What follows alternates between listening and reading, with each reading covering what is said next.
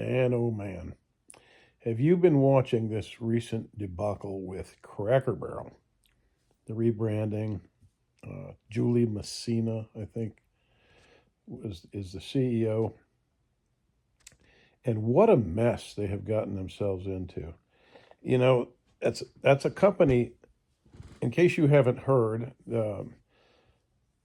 this is a company that's been around since 1969, and they have the famous logo with old Uncle Herschel sitting next to a barrel. Uncle Herschel, in case you didn't know, was the founder's uncle, and he shared a lot of his wisdom and brought a lot of meaning to the brand and to the restaurant, and his values were instilled therein. And so in their ultimate wokeness, the company and its CEO decided it was time to just erase all of that history, everything that the people loved, and take these old, worn-looking Americana stores that had just this country flavor, this warm, humble, southern environment, and just clean it and just sterilize it.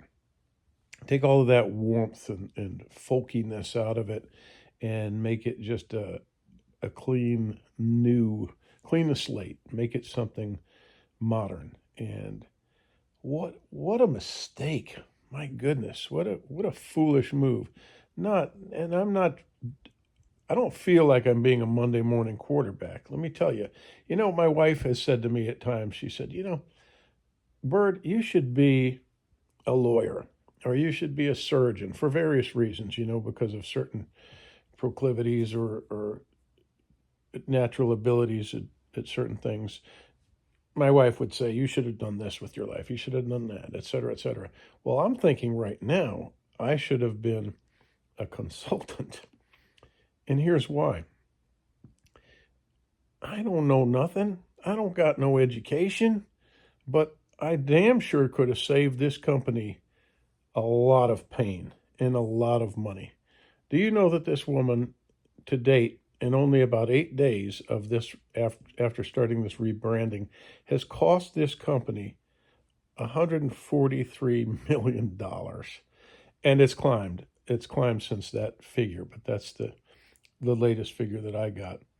And, this is a big company. This is a company worth $143 billion, interestingly enough. But she is really, really just was actively destroying the whole thing. So I'm thinking if I could have gone in there, I say sort of tongue in cheek and go and consulted for them, I could have saved them all. No, seriously, actually, and so could many of you. You could have saved them a lot of heartache. So, but as for my opinion or my familiarity with with Cracker Barrel, I got to be honest, it's not a place that I would frequent. I've been once, maybe twice, and I kind of thought I didn't have anything ill to say about it, but it's not for me, in that I can no longer eat that kind of food. It's just the food is highly processed food. It's a lot like Waffle House, which I love. I love those kind of menus, don't get me wrong, but you just have a lot of seed oils and a lot of processed food and a lot of chemicals. And I'm sorry to say that, but those are the facts. So when I saw that, and I saw with Cracker Barrel, I used to joke with my wife that it seems to be a place to go when people reach a certain age or a certain status and they get their handicap placards. We went once or twice to one of the restaurants in Wilmington, and that's what we saw. Whenever we went there or went by there, just a lineup of cars parked in front of the restaurant, all had handicap placards. And I don't know if that's just because of the elderly demographic or disabled people like to go there. I don't know, but it's like, it was a little joke of mine. It's like, yep, when you get your handicap placard, you got to go to Cracker Barrel. I'm sure it's not that way all around the country, but that was one of my observations. And I don't mean anything insulting to the restaurant or to those people who are handicapped. That could be me. It could be me any day. You never know. Um, but I just saw it as a fixture since 1969. That's 6 years after I was born. That place opened up. That's old. So please tell me what your thoughts are in the comments below. I'm really interested to hear people weigh in on this because I can't see it as anything but foolish. When you have something like that, and you can clearly see what its progression and what the value in it is, where the value comes from. It's clear. It's blatantly obvious. It's that people love this because it's a tradition and because it speaks to their heritage. And they probably went there with their grandparents and their parents, and they're probably bringing their kids and their grandkids. So you got a long history there with people who enjoy that establishment, and they just wanted to turn it all asunder. And for what? Just to make a political statement that Uncle Herschel is too Southern and too white Americana. And what else were they doing? The company is in big trouble now for their hiring practices, which have been race based and a lot of other DEI nonsense that should get people in trouble. That's not the kind of country we are. We're a country that's should be we should be hiring based on merit, not the color of people's skin, etc.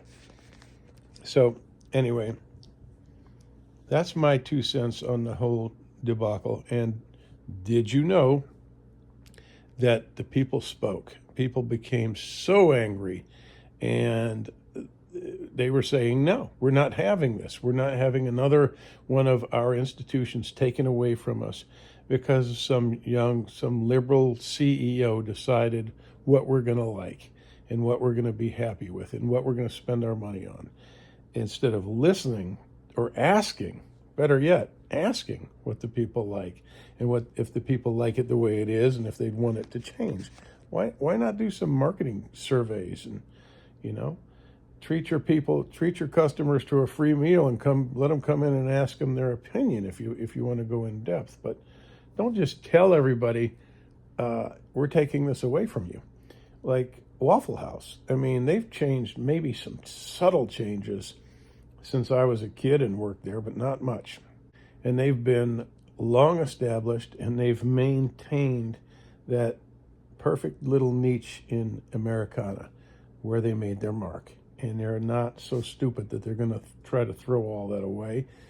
Keep them coming. Give them the same thing. If people want something new, they'll go somewhere new. But they're going to remember and miss what they had, and they're always going to come back to something like that. So, I mean, I know I have. And a lot of you've been going to a place like Waffle House on and off all your life. And then if it was completely changed, what would be the point of going to it? You know, it's not the same. It's not the experience that you're going back to revisit. I think people love going there, and it just kind of walking into that environment, and it surrounds them like a warm blanket, something familiar. You know, imagine if you could. Some of you had childhood homes that you grew up in. Imagine if you could go back to that childhood home and have it be exactly like it was when you were growing up. How wonderful would that be? For some of you, I know others it's not quite that way, but that's a treasure, man.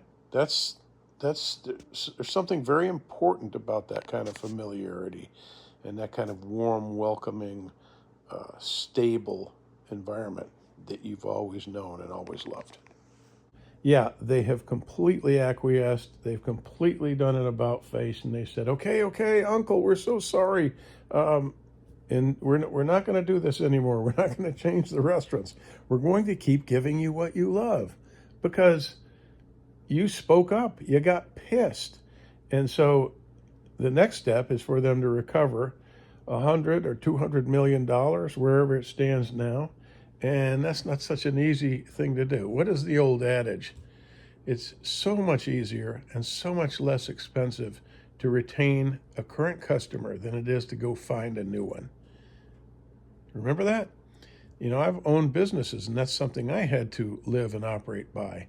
You got to spend a lot of money to build a customer base. So each customer costs you in terms of advertising and keeping your electricity turned on while you wait for them, and it takes a long time. So it's much less aggravation to cater to your current clientele than it is to find new ones. And Cracker Barrel, come on with that. What was that? The big yellow chunk with the Cracker Barrel, and that's it. It's You took all the charm, all the joy, all the aesthetics out of it, and you said, we're not doing that anymore. We're not. Here's Welcome to Cracker Barrel, home of nothingness. That was the new idea. I I hope we're done with the stupidness in our in business, in the business world, and the woke DEI bullshit. It's kind of entertaining, I got to be honest, but it's sad too. It's just so wasteful and stupid. But yes, so everything's turned around. You can go back to Cracker Barrel and enjoy yourself. And I think we're learning. Stop putting up with the bullshit. Stop just letting them trot all over you. Make your demands. Make your feelings known, and your wants, needs, and desires are as important, or if not more, than those people who are purveying to you. Okay. All right, that's my rant for today, and as much as I know or care to research about it. But thank you for watching. Be sure to leave a comment, like, and subscribe to my channel. Thanks, everybody. Bye.